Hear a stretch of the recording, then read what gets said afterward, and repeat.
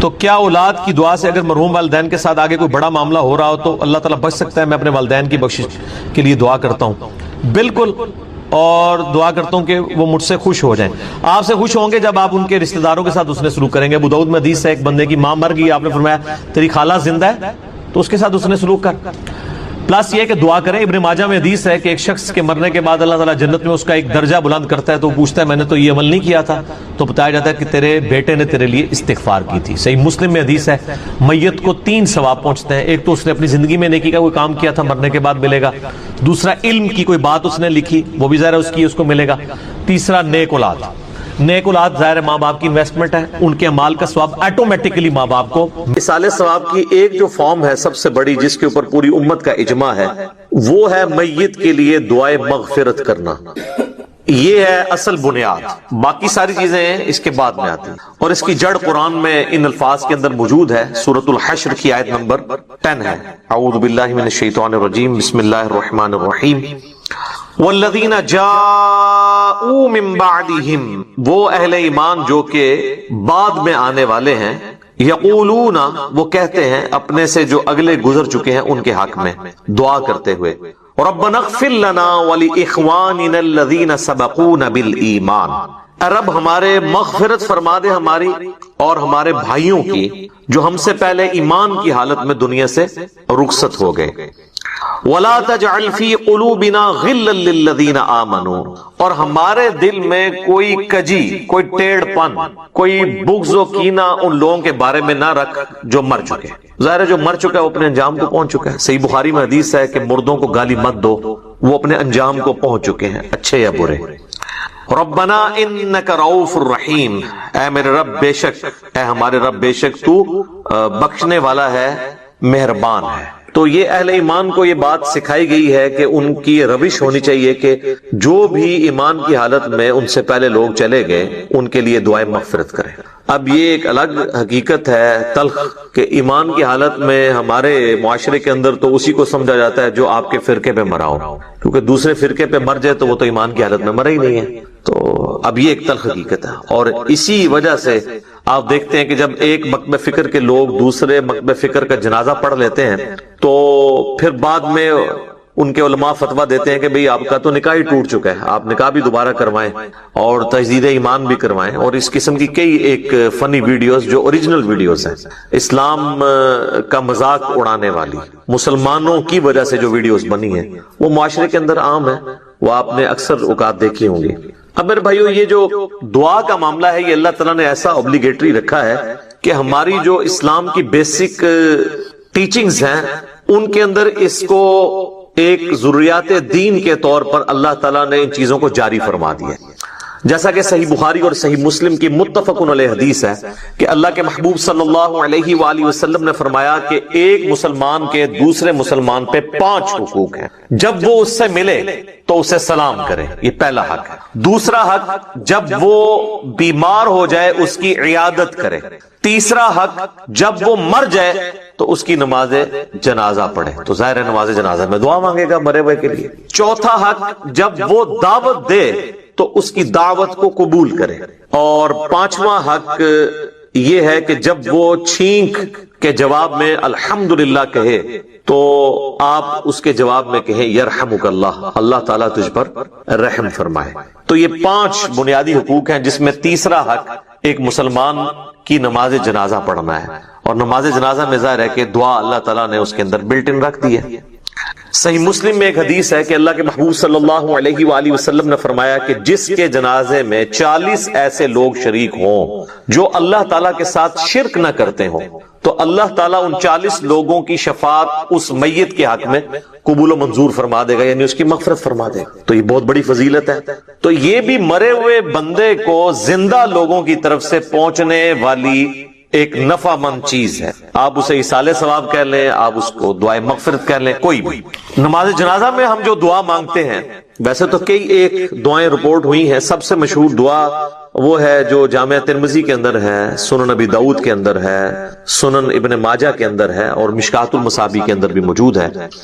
اللہم اغفر لی حینا و میتنا، اے اللہ ہمارے جتنے زندہ ہیں ان کی بھی مغفرت فرما، اور جو مر چکے ان کی بھی مغفرت فرما۔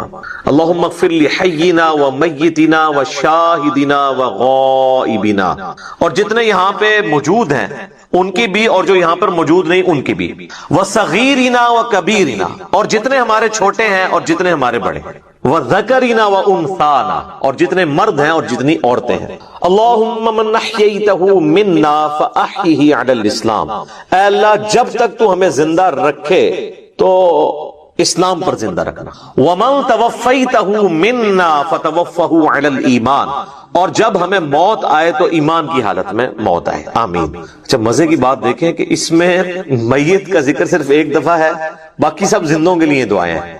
اور یہ جو جنازے کی ایکٹیویٹی بیسیکلی رکھی اس لیے گئی ہے کہ ایک تو آپ اپنے مسلمان بھائی کا حق پورا کریں گے، اور دوسرا آپ وہاں پہ جا کے اپنی موت کو یاد کریں، نہ کہ وہاں پہ بھی جا کے آپ واٹس ایپ میسیجز دیکھ رہے ہوں۔ آپ دیکھ رہے ہیں کہ میت کو دفنایا جا رہا ہوتا ہے اور لوگوں کے فون بج رہے ہوتے ہیں۔ کئی لوگ تو یعنی میت کو دفنانے کے لیے قبر میں اترے ہوتے ہیں نا، تو ان کے بھی فون وہاں پہ بج رہے ہوتے ہیں۔ یعنی یہ ہماری کمٹمنٹ کا لیول ہے آخرت کے ساتھ اور دنیا کے ساتھ، یہ آپ کمپیریزن کر سکتے ہیں۔ پھر اس سے اگلا ورژن ہے، سنن نبی داؤد میں حدیث ہے کہ جب اپنے بھائی کو دفنا چکو تو اس کی قبر پر کھڑے ہو کر اس کے قبر میں سوالات کی استقامت کے لیے دعا کرو۔ یہ نبی الاسلام نے حکم دیا۔ ایک تو ویسے ہمارے یہاں پہ عموماً لوگ نماز جنازہ کے بعد دعا مانگنا شروع کر، تو وہ تو کوئی ثابت نہیں ہے۔ وہ جس سنن نبی داؤد یا سنن نسائی کی حدیث کا سہارا لیتے ہیں وہ تو الفاظ ہی کچھ اور ہیں۔ وہ یہ کہ جب اپنے بھائی کے لیے جنازہ پڑھو تو خلوص سے اس کے لیے دعا مانگو، تو وہ یہ کہتے ہیں کہ جنازہ پڑھنے کے بعد مانگو، حالانکہ اس چیپٹر کی آپ ہیڈنگ دیکھ لیں، وہ جنازے کے اندر پڑھے جانے والی دعاؤں کا ذکر ہو رہا ہے۔ اور یہاں پہ کیا ہوتا ہے کہ ہمارے جو حنفی بھائی ہیں بریلوی اور دیوبندی، ان کا جنازہ تو 1 منٹ کا بھی مشکل سے ہوتا ہے، اور بعد میں دعا جو ہے وہ 5 سے 10 منٹ کی ہو رہی ہوتی ہے۔ دیوبندی نہیں مانگتے، اور ان سے پوچھے کیوں نہیں مانگتے، وہ کہتے ہیں ثابت نہیں ہے۔ اور جب ان سے یہ پوچھیں کہ یہ جو فرض نماز کے بعد آپ اجتماعی دعا کرتے ہیں، ویسے تو اکیلے جو مرضی آپ کریں، یہ کہاں سے ثابت ہے؟ وہ کہتے ہیں یہ علماء نے جاری کی ہے تاکہ امت سے دعا اٹھ نہ جائے۔ تو کیا صرف دیوبندی علماء کو یہ حق حاصل ہے کہ وہ دین میں چیزیں خود سے انجیکٹ کریں گے؟ بریلویوں کو کوئی حق حاصل نہیں ہے۔ حقیقتاً تو دونوں کو کوئی حق حاصل نہیں، یہ دونوں نے دین کے اندر اپنی طرف سے چیزیں داخل کر دی۔ اصل دعا جو ہے وہ قبرستان میں دفنانے کے بعد آپ نے قبر کے اوپر کھڑے ہو کر کرنی ہے، دفنانے کے دوران بھی ہے، صحیح سند کے ساتھ، مشکات المصابیح کے اندر موجود ہے، کتب ستہ میں سے یہ ابو داؤد ہے، یہ ترمذی کے ریفرنس ہے کہ آپ نے دفناتے ہوئے یعنی 3 مٹھیاں کم از کم مٹی کی بھر کے ڈالنی ہے قبر کے اوپر، بسم اللہ وعلی ملت رسول اللہ، اللہ کے نام سے شروع کرتا ہوں اور رسول اللہ کی ملت کے اوپر، تو یہ آپ نے پڑھ کے اس کے اوپر ڈالنی ہے۔ پھر دفنانے کے بعد جب آپ نے دعا مانگنی ہے تو ظاہر ہاتھ اٹھا کے مانگنی ہے۔ یہ بعض لوگوں کو ایک مسئلہ ہو جاتا ہے کہ شاید قبر پہ اگر ہاتھ اٹھا کے دعا مانگی تو یہ کوئی شرک ہو جائے گا۔ شرک تو تب ہوگا جب آپ مردے سے مانگ رہے ہوں گے، آپ اللہ سے مانگ رہے ہیں۔ صحیح مسلم میں اوپر تلے کئی احادیث ہیں کہ نبی الاسلام نے بقیع غرقد قبرستان میں جا کر 3 دفعہ دعا کی ہاتھ اٹھا کر، اور 3 دفعہ پھر ہاتھوں کو واپس لے گیا۔ تو یہ تو سنت ہے، اس میں کوئی حرج نہیں ہے۔ قبرستان میں بھی آپ ہاتھ اٹھا کے دعا کر سکتے ہیں۔ پھر قبرستان میں دفنانے کے بعد میت کے لیے دعا کرنا، اور پھر قبر کے اوپر اتنی دیر بیٹھنا کہ جتنی دیر ایک اونٹ کو نحر کر کے اس کا گوشت تقسیم کیا جائے۔ تو یہ صحیح مسلم کے اندر حضرت عمر ابن عاص کی وصیت ہے، انہوں نے اپنے بیٹے کو وصیت کی تھی کہ جب میں مر جاؤں میری قبر پہ اتنی دیر بیٹھے رہنا کہ جتنی دیر ایک اونٹ کو نہر کر کے اس کا گوشت تقسیم کیا جاتا ہے، یعنی 2 سے 2.5 گھنٹے، تاکہ میں اپنی قبر کے ساتھ مانوس ہوں، اور تاکہ میں یہ جان لوں کہ میں نے اپنے رب کے آئے ہوئے فرشتوں کو کیا جواب دینا ہے۔ اب وہ اس لفظ کو بھی لوگ پکڑتے ہیں، وہ کہتے ہیں جان لوں کا مطلب یہ ہے کہ وہ باہر سے کوئی آواز لگائے گا۔ تو اگر آواز ہی لگانی ہوتی تو حضرت عمرو ابن عاص اپنے بیٹوں کو کہہ دیتے کہ تم نے جو ہے نا میری قبر پہ کھڑے ہو کے اذان دے دینی ہے تاکہ مجھے پتہ چل جائے۔ یہاں پہ لوگ دیتے ہیں نا اذان، پوچھے کہاں لکھی ہے، وہ کہتے ہیں منع کہاں ہے۔ تو اس اعتبار سے تو آپ دین میں جو مرضی داخل کر لیں۔ وہ تو میرے بھائی جنازے کی بھی اذان منع تو کہیں پہ نہیں ہے، ہم کیوں نہیں دیتے کہ نبی الاسلام نے نہیں دی۔ عیدین کی اذان نہیں ہوتی، منع تو کوئی نہیں ہے۔ وہ کہتے ہیں نہیں جی وہ بخاری مسلم میں حدیث ہے کہ نبی علیہ السلام عید کی اذان نہیں دیا کرتے تھے۔ سر یہ حدیث تو آپ کے کام کی نہیں ہے۔ آپ نے حدیث یہ دکھانی ہے کہ نبی علیہ السلام عید کی اذان سے منع فرمایا کرتے، نہیں دیا کرتے تو وہ آپ نہ بھی بتائیں، ہمیں پتا ہے کہ نہیں دیا کرتے تھے، نہیں تو بہت سارے کام بھی نہیں کیا کرتے تھے۔ نبی علیہ السلام کی 3 بیٹیاں آپ کی مبارک زندگی میں فوت ہوئی ہیں، آپ نے ان کو اپنے ہاتھوں سے دفنایا، آپ نے کسی کا تیجا 40واں نہیں کیا۔ جب ہم پوچھتے ہیں کہ وہ کہتے ہیں وہ منع تو کوئی نہیں نہ کیا، ٹھیک ہے۔ تو منع والا معاملہ یہ ہے میرے بھائی کہ جو کام دین کے اندر نہیں نبی علیہ السلام نے تعلیم فرمایا وہ انڈرسٹوڈ منع ہی تصور کیا جائے۔ یہ ایک سینسٹیو ٹاپک ہے، میں اس کو اینڈ کے اوپر کنکلوڈ کروں گا، میں موضوع کو تلخ نہیں کرنا چاہتا اس طرف گفتگو لے جا کر۔ تو بہرحال آپ نے حضرت عمرو بن عاص کی جو صحیح مسلم کی حدیث ہے اس میں ان کی وصیت یہ کہ آپ نے بیٹھنا ہے قبر پہ اتنی دیر، یعنی قبر کے ایگزیکٹ اوپر نہیں بیٹھنا، یعنی پاس بیٹھنا ہے، وہاں بیٹھ کے اللہ کا ذکر کریں، جو مرضی آپ کریں، تو اللہ تعالیٰ ذکر کی برکت سے مردے کے لیے، آپ کی دعاؤں کی برکت سے اس کے لیے آسانی پیدا کر دے گا۔ اور ظاہر ہے کہ یہ بھی اللہ کی مرضی ہے، زبردستی تو اللہ تعالیٰ کو کسی کی دعاؤں سے نہیں لگائی جا سکتی۔ والعیاذ باللہ تعالی۔ اللہم انی اعوذ بک من عذاب جہنم ومن عذاب القبر ومن فتنة المحیا والممات ومن شر فتنة المسیح الدجال۔ یہ دعا بخاری اور مسلم دونوں میں آئی ہے، اور نبی علیہ السلام حکم دیا کرتے تھے کہ نماز کے تشہد میں 4 چیزوں کے اگینسٹ اللہ تعالیٰ کی پناہ طلب کی جائے۔ اللہم انی اعوذ بک من عذاب جہنم ومن عذاب القبر ومن فتنة المحیا والممات من شر فتنة المسیح الدجال۔ اے اللہ میں جہنم کے عذاب سے تیری پناہ مانگتا ہوں، قبر کے عذاب سے تیری پناہ مانگتا ہوں، زندگی اور موت کے فتنے کے اگینسٹ تیری پناہ مانگتا ہوں، اور جھوٹے مسیح دجال مسیح کے فتنے سے تیری پناہ مانگتا ہوں، آمین۔ اچھا، دفنانے کے بعد اذان دینا بھی کوئی ثابت نہیں ہے، اور اس طریقے سے ہمارے دیوبند اور بریلوی حضرات جو ہے نا وہ میت کو دفنانے کے بعد نا سرہانے پہ کھڑے ہو کر نا سورۃ البقرہ کی شروع کی آیات تلاوت کرتے ہیں، اور پاؤں والی سائڈ پہ سورۃ البقرہ کی آخری آیات تلاوت کرتے ہیں۔ یہ روایت موجود ہے، لیکن یہ روایت جو ہے فیبریکیٹڈ روایت ہے۔ یہ روایت شعب الایمان امام بیہقی کی کتاب میں ہے، مشکات المصابیح کے اندر موجود ہے، لیکن اس کے اندر ایوب نام کا ایک متروک راوی ہے، یعنی جس سے حدیثیں لینا محدثین نے چھوڑ دی، ریجیکٹڈ پرسنالٹی۔ تو یہ یعنی مردود قسم کے راویوں سے روایت کی گئی روایت ہے، اس کی کوئی اصل نہیں ہے۔ اصل چیز وہی ہے جو میں نے بیان کر دی ابو داؤد سے، کہ آپ نے میت کے لیے دعا کرنی کہ اللہ تعالیٰ اسے قبر کے سوالات میں استقامت عطا فرما۔ اور قبر کے سوال جو ہیں وہ بخاری، مسلم، ابو داؤد، مسند احمد میں رپورٹ ہوئے ہیں، کچھ حصہ بخاری مسلم میں ہوا ہے، کچھ ابو داؤد میں، ترمذی میں، مسند احمد میں۔ پہلا سوال ہوگا من ربو کا، تیرا رب کون ہے؟ دوسرا سوال ہوگا ما دینو کا، تیرا دین کیا ہے؟ تیسرا سوال ہوگا، ترمذی میں تو الفاظ ہیں من نبیو کا، تیرا نبی کون ہے؟ بخاری میں الفاظ ہیں ما کنت تقول فی حق ھذا الرجل، تو اس مرد کے بارے میں دنیا میں کیا کہا کرتا تھا، یا تو کیا کہے گا اس کے بارے میں؟ وہ کہتے ہیں جی نبی علیہ السلام کی شکل مبارک دکھائی جاتی ہے، اور پوچھا جاتا ہے اس مرد کے بارے میں، تو یہ حاضر رجل، وہ کہتے ہیں حاضا کا مطلب تو ہے کہ وہاں پہ موجود ہوں گے۔ سر اگر حاضا کا مطلب وہاں پر موجود ہوں گے تو اس کے جواب میں یہ تو نہیں ہونا چاہیے ہوا محمد رسول اللہ، ہوا تو پھر جو ہے وہ 3rd پرسن کا صیغہ ہے، ہونا چاہیے حاضا محمد رسول اللہ۔ تو اس کا جو ایک طریق ہے مسند احمد اور سنن ابی داؤد میں، اس میں الفاظ ہیں اس مرد کے بارے میں تیرا کیا خیال ہے؟ الذی بعث فیکم، جس کو اللہ نے تم میں مبعوث کیا تھا نبی بنا کے۔ یہ نہیں کہ یہ جو قبر میں آپ کے سامنے آئے ہوئے ہیں یا کوئی قبر میں تصویر دکھائی جاتی ہے، یہ بالکل جھوٹی بات ہے۔ تو یہ 3 سوالات، اور ایک چوتھا سوال ہے جو میں نے ایکسپلور کیا تھا، جس کی وجہ سے کافی ہنگامہ کھڑا ہوا کہ قبر میں 3 نہیں 4 سوال ہوں گے۔ وہ چوتھا سوال جو ہے وہ مؤمن کے لیے اور منافق کے لیے ڈیفرنٹ ہوتا ہے، وہ بخاری میں بھی ہے، سنن ابی داؤد کے اندر بھی۔ مؤمن جو ہے وہ تینوں سوالوں کے جواب دیتا ہے، تو فرشتے چوتھا سوال کرتے ہیں کہ تجھے کیسے پتا چلا؟ تو وہ کہتا ہے کہ میں نے اللہ کی کتاب پڑھی اور نبی علیہ السلام کے نبی ہونے کی تصدیق کی۔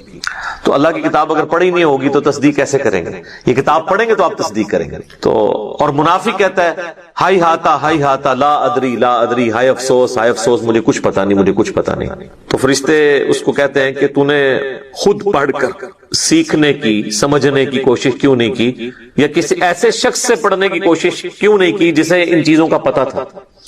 دونوں معنی درست ہیں۔ تو جب تک آپ خود اللہ کو سیریس نہیں لیں گے آپ سچائی تک پہنچ نہیں سکتے. تو اس لیے میں نے کہا تھا قبر میں 3 نہیں 4 سوال ہونے ہیں، اور چوتھا سوال جو ہے وہ تمام سوالات کی جان ہے. اگر زندگی میں پتہ چل جائے تو پہلے 3 سوالوں کا جواب کے لیے تیار ہونا آپ کے لیے آسان ہو جائے گا، ادروائز تو مشکل ہو جائے گا. بہرحال ایک ضمناً یہ بات تھی. تو قبر پہ بھی آپ نے دعاؤں میں مردوں کو یاد رکھنا ہے. اس کے بعد عام حالت میں بھی آپ جب قبرستان جائیں گے تو آپ کو دعا سکھائی گئی ہے. صحیح مسلم میں الفاظ ہیں، السلام علیکم اہل الدیار من المؤمنین والمسلمین وإنا ان شاء اللہ بکم للاحقون نسأل اللہ لنا ولکم العافیہ. تم پر سلامتی ہو اے مؤمنین اور مسلمین جو اس قبرستان کے اندر دفن ہو، خواہ مرد ہو یا عورت ہو. السلام علیکم اہل الدیار من المؤمنین والمسلمین وإنا انشاءاللہ بکم للاحقون. اور اللہ نے چاہا تو ہم بھی انقریب تمہارے ساتھ آ کے ملنے والے ہیں، ذرا ہم نے بھی مرنا ہے. اور پھر سات الفاظ ہے کہ ہم تم سے تمہارے لیے اور اپنے لیے اللہ کے حضور عافیت کا سوال، نسأل اللہ لنا ولکم العافیہ، ہم اللہ سے سوال کرتے ہیں تمہارے لیے اور اپنے لیے عافیت کا. یہ دعا ہے. تھوڑے بہت الفاظ کے فرق کے ساتھ صحیح مسلم میں اور دعائیں بھی ہیں، بلکہ یہ سب سے آسان دعا، یاد رکھنی بھی آسان ہے. ایک دعا ہے جامع ترمذی کے اندر، السلام علیکم یا اہل القبور.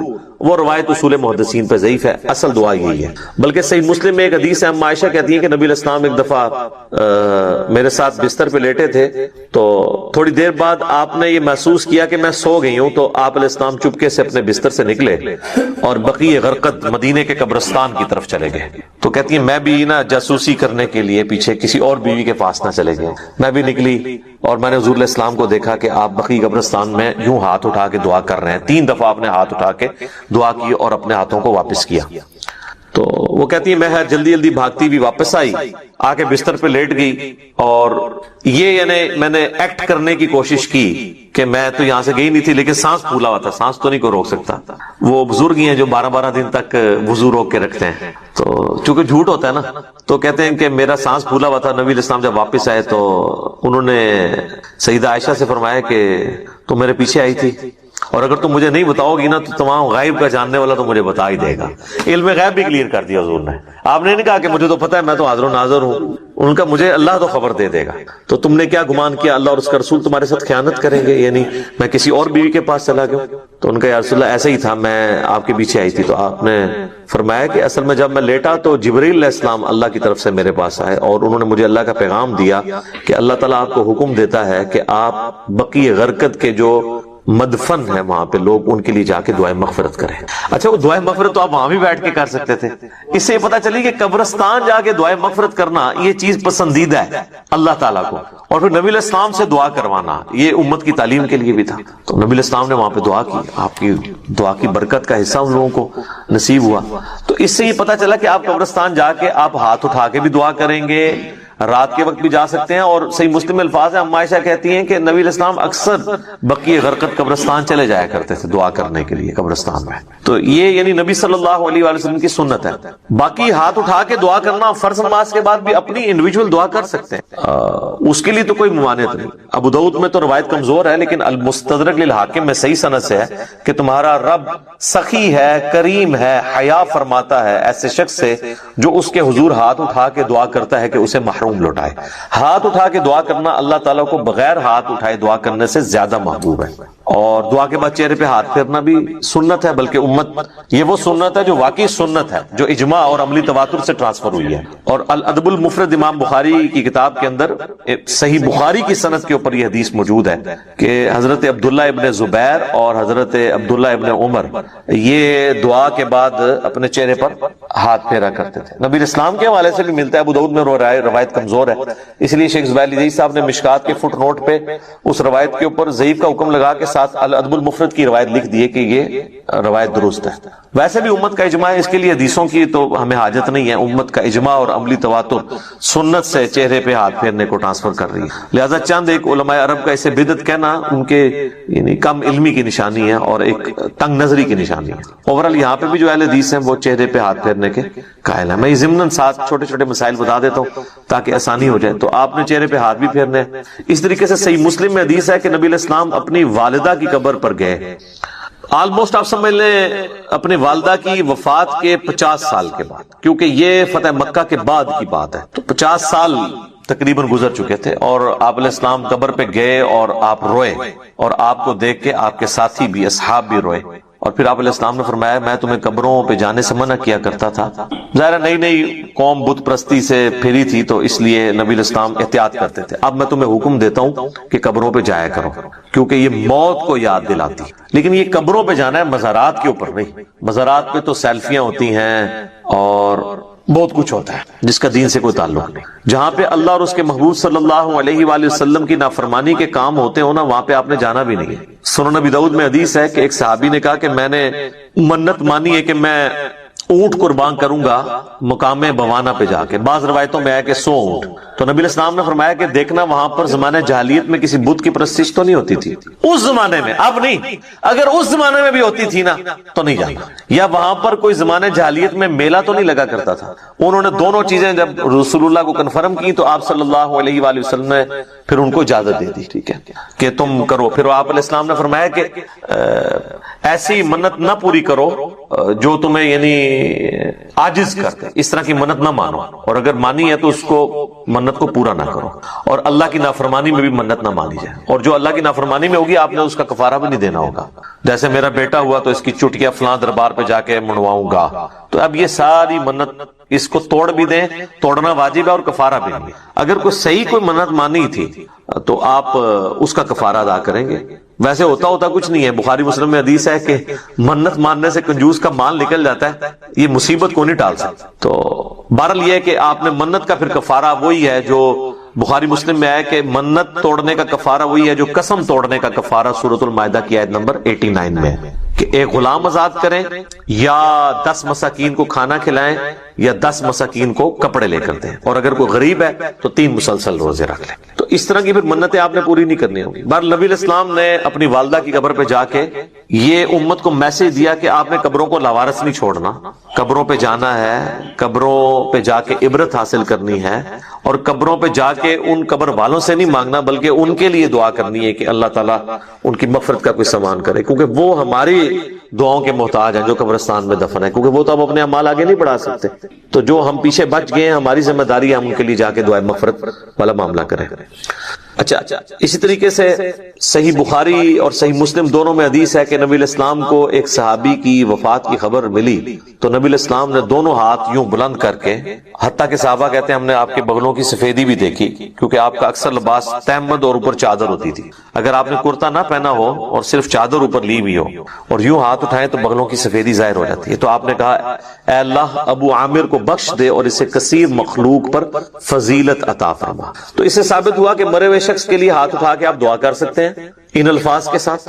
اور ایک اور حدیث ہے صحیح مسلم کے اندر، ام سلمہ کہتی ہیں کہ جب میرے خامن فوت ہوئے ابو سلمہ تو نبی علیہ السلام ہمارے گھر تشریف لائے تو آپ صلی اللہ علیہ وآلہ وسلم نے ہمیں صبر کی تلقین کی، اور آپ علیہ السلام نے پھر ابو سلمہ کے لیے دعا کی کہ اے اللہ اسے بخش دے اور اسے اپنے ہدایت یافتہ لوگوں میں بلند درجہ عطا فرما، اور اے اللہ اس کے جو پیچھے لوگ بچ گئے ان پہ تو خلیفہ ہو جا، یعنی اس کی کمپنسیشن تو فرما دے، اور اے اللہ اس کی قبر کو نور سے تو بھر دے۔ یہ آپ صلی اللہ علیہ وآلہ وسلم نے ان کے لیے دعا کی، اور اس میں یہ بھی الفاظ ہیں کہ قبر کو گشادہ کر دے اور نور سے بھر دے۔ یہ تعزیت کی دعائیں ہیں جو آپ کر سکتے۔ باقی قبرستان جا کے آپ جنازہ اگر آپ کا رہ گیا تو آپ قبرستان جا کے قبر پہ کھڑے ہو کے بھی جنازہ پڑھ سکتے ہیں۔ بخاری مسلم دونوں میں حدیث ہے کہ ایک بوڑھی عورت جو مسجد نبوی کی صفائی کیا کرتی تھی، جب وہ فوت ہو گئی تو صحابہ نے رسول اللہ کو نہیں بتایا اور راتوں رات جنازہ پڑھ کے دفنا دیا۔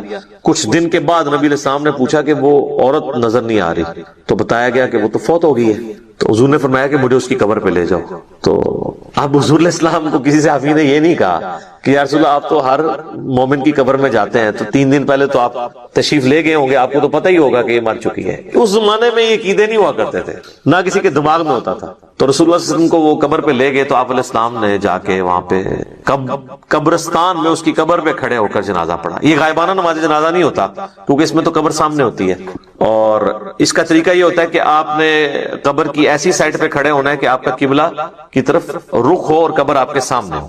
اور پھر آپ علیہ السلام نے واپسی پر فرمایا، مسلم شریف میں ڈیٹیل ہے، اس میں الفاظ ہیں کہ یہ قبریں اندھیروں میں ڈوبی ہوئی تھی، اللہ نے میرے جنازہ پڑھنے کی برکت سے انہیں نور سے بھر دیا. اب یہ سبحان اللہ تو آپ نے بول دیا ہے، لیکن اس کا جو ایک تلخ پہلو ہے کہ نبی کی دعا کی برکت سے کسی کافر کی قبر جو ہے نا وہ نور سے نہیں بھر سکتی، کیونکہ کافر کے بارے میں تو نص قطعی ہے قرآن کی. وہ تو سورہ توبہ میں آپ 70 دفعہ بھی دعا کریں ہم نہیں قبول کریں گے، منافقین کے لیے، کافروں کے لیے. تو یہ مسلمانوں کی قبریں تھیں نمبر 1. اور مسلمان ظاہر بریلوی دیوبندی اہل حدیث نہیں، اس زمانے کے مسلمان.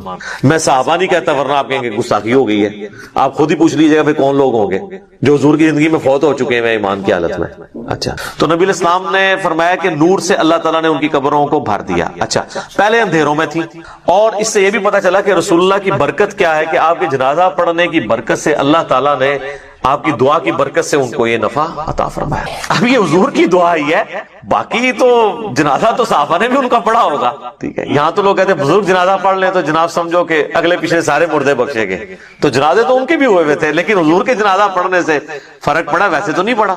اس طرح بخاری مسلم میں حدیث ہے، نبی علیہ السلام ایک جگہ سے گزر رہے تھے تو آپ کا خچر بے گیا اور آپ رک گئے. تو صحابہ نے پوچھا یا رسول اللہ کیوں رکے؟ آپ نے فرمایا ان 2 قبر والوں کو عذاب ہو رہا ہے. کسی صحابی نے نہیں کہا کہ کشف القبور ہے، ہمارے جو گھوڑے کے قدموں سے خاک نکل کے جو ہمارے گھوڑے کے نتھرے میں بیٹھے گی، وقت کا بڑے سے بڑا غوث بھی اس مرتبے کو نہیں پہنچ سکتا. جب غوث قبروں کے اندر جھانک کے دیکھ لیتے ہیں تو یا رسول اللہ ہم بھی ابھی دیکھ لیتے ہیں. وہ تو حضور سے پوچھ رہے کہ یا رسول اللہ یہ کیا ہے، قبر کے اندر کیا ہو رہا ہے؟ سب کہانی ہے. غوث پر سارے فیل کرتے ہیں. میرا میکینیکل انجینئرنگ دا فارمولا کو غوث پڑھ کے نا ویک کے میں لکھ کے دینا، لکھ کے انہوں دیکھ کے پڑھ کے دس دے. کوئی زبانی نے بڑی دور دی گل ہے، اور میں صرف کہہ رہا ہوں پڑھ کے بتا دے. سمجھا تو مجھے پتا ہے کہ وہ سکتا ہی نہیں ہے جب تک اس نے انجینئرنگ نہیں کی ہوگی. اور ان کا تو دعویٰ ہے نا کہ اللہ کو تو انجینئرنگ آتی ہے نا جی، کہ اللہ ان کو سکھاتا ہے تو پھر سکھا دے اللہ ان کو. سب کہانیاں بنائی ہوئی انہوں نے. تو نبی علیہ السلام فرمایا کہ ایک پیشاب کے چھینٹوں سے نہیں بچتا تھا، دوسرا چغلی کھایا کرتا تھا. پھر آپ علیہ السلام نے ایک ٹہنی درخت کی توڑی، اس کے 2 حصے کیے اور اسے لگا دیا دونوں قبروں پہ. آپ نے فرمایا جب تک یہ ہری رہیں گی نا ان کے عذاب میں تخفیف ہوگی. اب یہ حضور کے ہاتھوں کی برکت ہے. لوگوں نے پھر آگے ضرب تقسیمیں لگا دی کہ جی وہ ٹہنیاں جو ہے اللہ کا ذکر کریں گی اور ذکر کرنے کی برکت سے یہ ہوگا. اور سب ٹہنیاں لگانے سے کیا ہونا ہے؟ وہ رسول اللہ کے مبارک ہاتھوں کی برکت تھی. اور اسی کو پھر ایکسٹراپولیٹ کیا نا انہوں نے قبروں پہ جو پھول ڈالتے ہیں. تو پھر آپ پھول نہ ڈالیں، جو نبی علیہ السلام نے کیا آپ وہی کام کریں. آپ ضرور ٹہنی لگائیں، اور یہاں پہ لوگ لگا بھی دیتے ہیں دفناتے وقت سرانے سائڈ کے اوپر. تو آپ سنت کے اوپر اسی سنت کے اوپر عمل کریں. تو آپ نے فرمایا ایک پیشاب کے چھینٹوں سے نہیں بچتا تھا اور ایک چغلی کھایا کرتا تھا. بظاہر ایک دیکھنے میں معمولی سے گناہ ہے، لیکن ان کا عذاب یہ یعنی ان کو دیکھنا پڑا. تو نبی صلی اللہ علیہ وآلہ وسلم کے اس عمل کی برکت سے ان تک یہ نفع پہنچا. تو یہ تو حضور کی برکات ہے. تو بعض لوگ یعنی نبی علیہ السلام کے قبرستان جنازہ پڑھنے سے غائبانہ نماز جنازہ کی طرف جاتے ہیں. غائبانہ نماز جنازہ یہ نہیں ہے. صحیح بخاری میں موجود ہے نبی علیہ السلام نے نجاشی کا نماز جنازہ غائبانہ پڑھا اور آپ کو اللہ تعالیٰ نے وحی کے ذریعے بتایا. تو آپ نے فرمایا کہ تمہارا بھائی جو ہے وہ نجاشی فوت ہو گیا، تو اس کے لیے 4 تکبیریں کہیں. تو امام بخاری نے اس پہ باب نہیں باندھا کہ غائبانہ نماز جنازہ کا جواز. امام بخاری کو پتا تھا یہ نجاشی کی خصوصیت ہے، کیونکہ نجاشی کی تو وہ حیثیت نہیں تھی جو رسول اللہ کے اور اصحاب کی تھی. حضور کے نزدیک سب سے لاڈلے صحابہ، جن میں ٹاپ آف دا لسٹ حضرت زید ابن حارثہ، جن کا نام قرآن میں ہے سورۃ الاحزاب میں. حضور کے منہ بولے بیٹے، اور وہ جنگ موتا میں شہید ہوئے. تو بخاری کے الفاظ ہیں، آپ مدینہ شریف میں رو رہے ہیں کہ میرے زید کو شہید کر دیا گیا، میرے جعفر کو شہید کر دیا گیا، عبداللہ بن رواحہ کو شہید کر دیا گیا. اور پھر مسلمان اللہ کی تلواروں میں سے ایک تلوار یعنی خالد بن ولید پر متفق ہوئے ہیں. تو وہ اپنی فوج بچا کے واپس لانے میں کامیاب ہو گئے رومن امپائر کے اگینسٹ. لیکن نبی علیہ السلام نے ان کا کوئی نہیں کہا کہ اٹھو تو زید پہ نماز جنازہ غائبانہ پڑھے. تو یہ غائبانہ نماز جنازہ کیٹاسٹرافک کنڈیشن میں اگر کوئی کفر کی سرزمین میں مر گیا ہے اور وہاں پہ اس کا کوئی یعنی نماز جنازہ پڑھنے والا نہیں ہے تو آپ یہاں پہ ضرور پڑھیں. یہاں تو ایک شہر میں مرتا ہے، ہزاروں کا جنازہ ہوتا ہے، دوسرے شہر میں اس کا غائبانہ پڑھ رہے ہوتے ہیں. اور اس کا پڑھ رہے ہوتے ہیں جو ذرا امیر ہوتا ہے، جس نے زیادہ فنڈ دیا ہوتا ہے. غریب آدمی کے لیے کہتے ہیں جی دعا، امیر آدمی کے لیے غائبانہ نماز جنازہ. ٹھیک ہے نا؟ تو نہ آپ کی دعاؤں سے کوئی فرق پڑ رہا ہے نہ نماز جنازوں سے، کیونکہ آپ تو سب کچھ دنیا داری کے لیے کر رہے ہیں. تو یہ جو ایٹیچیوڈ ہے، پھر اس کے اوپر چندے اکٹھے کرنا. آپ بتائیں نا، ہمارے تو یہاں ایک بہت بڑی جماعت رہی ہے جس نے غائبانہ نماز جنازہ کو ایک ایکٹیویٹی بنا کے اس طرح پریزنٹ کیا اور یعنی ہلچل مچا کے رکھ دی اور اس میں پھر چندے اکٹھے کیے. تو یہ بھی ایک یعنی لوگوں کی جیبیں ہتھیانے کا ایک ذریعہ بن گیا ہے. حالانکہ مردے کے لیے تو دعا کرنی ہے کہ اللہ تعالیٰ اس کے لیے کوئی آسانی والا معاملہ فرمائے.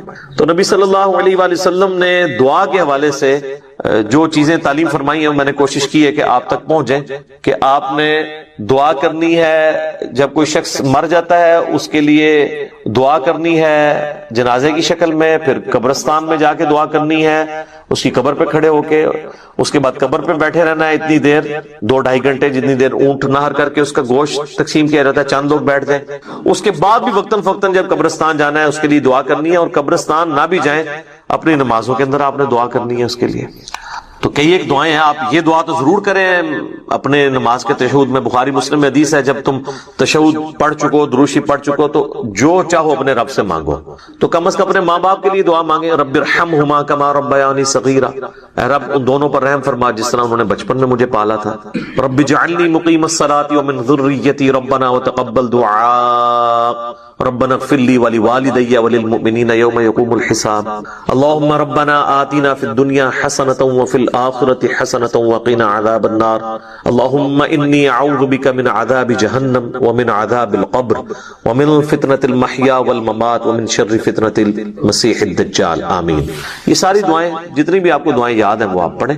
مشکات المصابیح کی آپ پہلی جلد میں تشہد کی دعاؤں کے بیان میں چلے جائیں تو آپ کو کئی ایک دعائیں مل جائیں گی، وہ یاد کریں۔ قرآن میں جتنی دعائیں آئی ہیں وہ آپ مانگ سکتے ہیں، اس موقع پہ مانگیں۔ تو یہ میت کے اوپر مرے ہوئے شخص